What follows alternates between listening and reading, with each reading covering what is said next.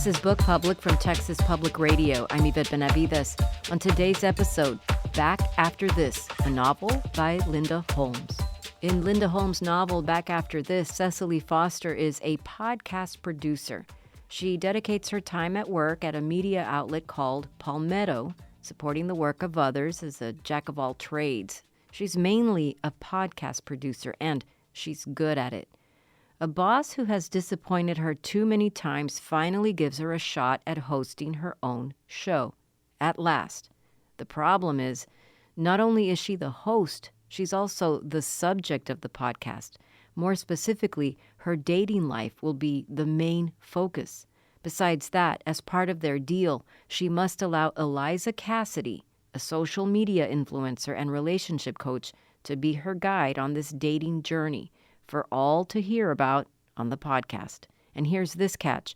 Cecily does not really want to put her whole life on display for the listening public, but it could mean that she can protect a friend's job if she agrees to her boss's latest directive. Cecily has to agree to go on 20 blind dates, all coordinated and planned by Eliza. But by this point, Cecily cannot stop thinking about Will, a guy she met quite by accident and keeps meeting in unexpected places. The 20 dates keep coming. Listeners are weighing in and cheering on Cecily's love connections and just about anything the influencer Eliza says and does. But what about what Cecily wants? And what about Will? Cecily can't stop thinking about Will. This novel is smart, compelling, and fun. Public radio aficionados will appreciate their love language written all over this romantic and super engaging novel. I spoke to author Linda Holmes about her latest novel, Back After This. Linda Holmes, thank you so much for joining me today to talk about Back After This. Can you tell me about your main character, Cecily Foster?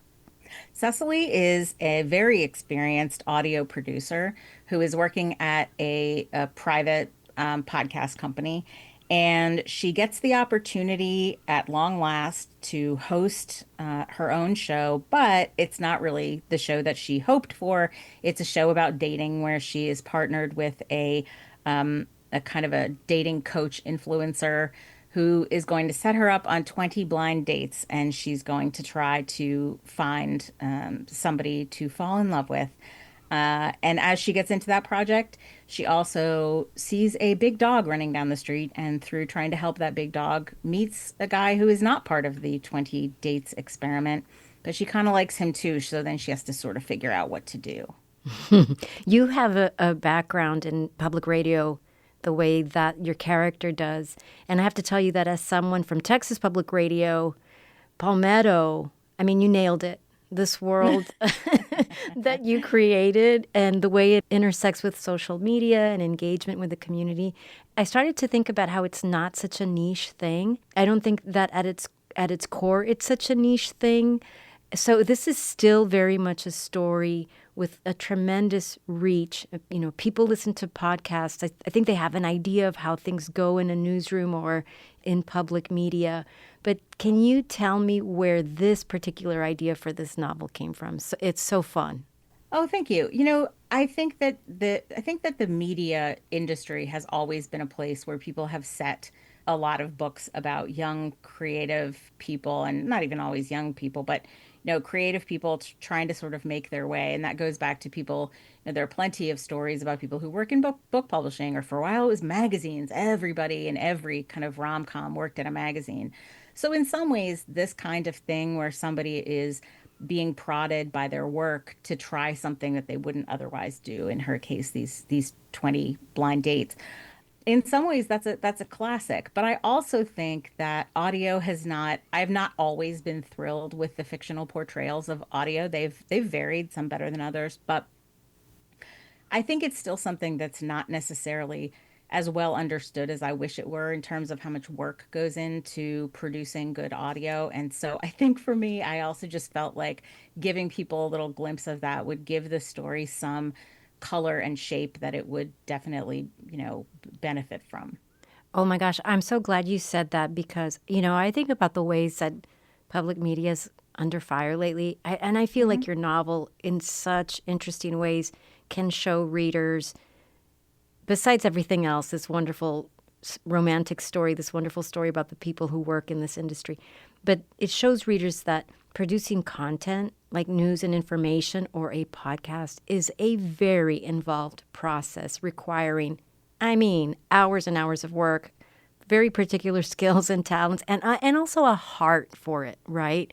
So I think your book does that so incredibly beautifully, and I wonder if that's the kind of reaction you've received so far from people who do this work too. I mean, it is, and I'm very, very glad that that is how it felt to you.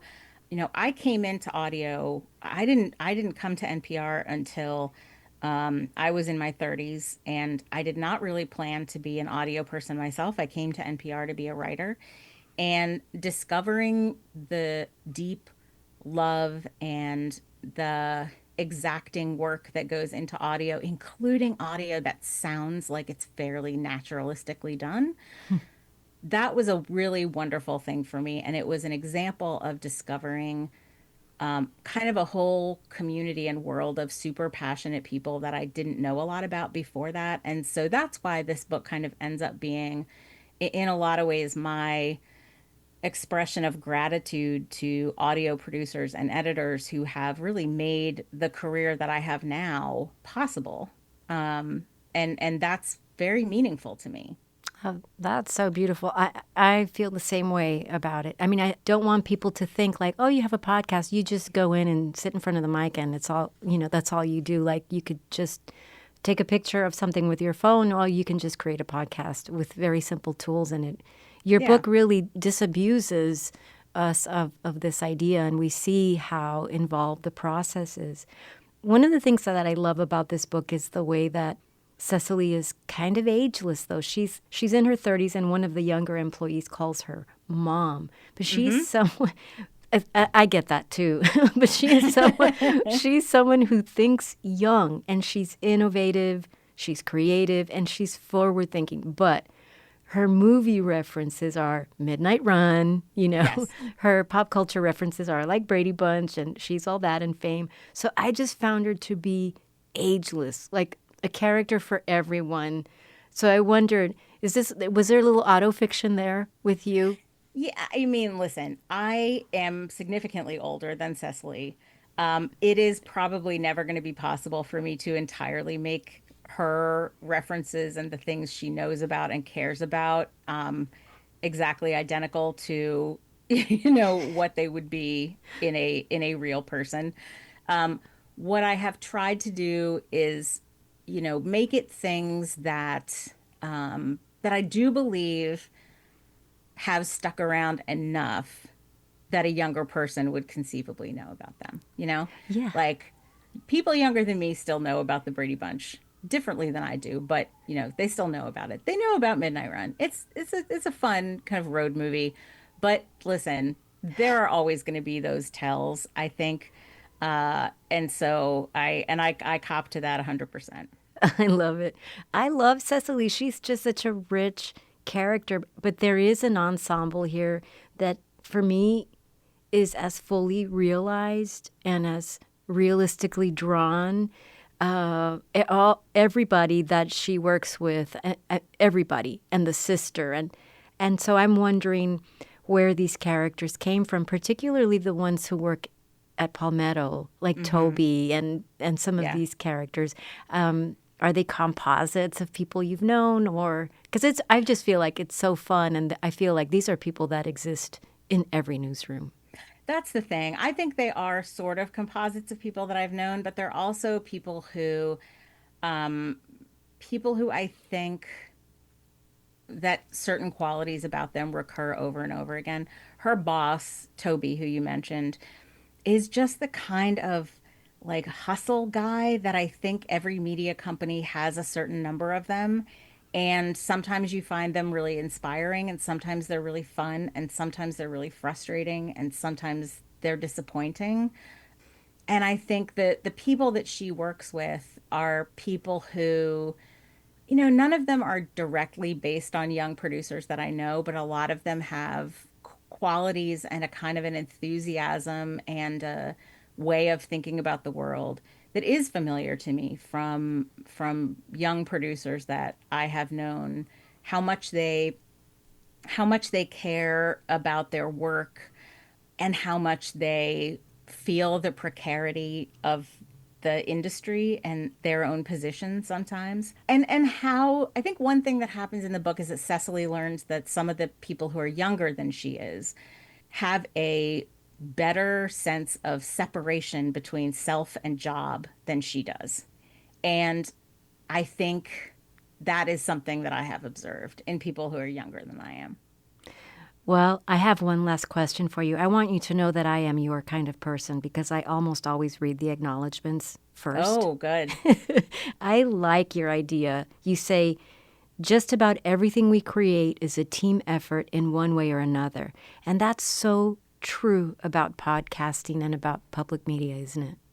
It's absolutely true. And that is, as much as anything, what the book is about. None of these projects are solo projects. There are, to the degree that there are solo podcasts, they're very rare. It's usually a bunch of people working together.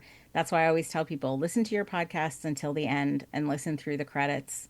And you'll hear how many people put their heart and soul into making that work for you. I can't thank you enough, Linda Holmes, for talking to me today. Thank you so much. Thank you so much. Linda Holmes is the author of Back After This. It's published by Ballantine Books. Linda Holmes is a New York Times best-selling author of Evie Drake Starts Over and Flying Solo. She's a pop culture correspondent for National Public Radio and one of the hosts of the popular podcast, Pop Culture Happy Hour. This has been Book Public from Texas Public Radio. Jacob Rosati composed our theme music. Dan Katz is Texas Public Radio's news director. I'm Yvette Benavides.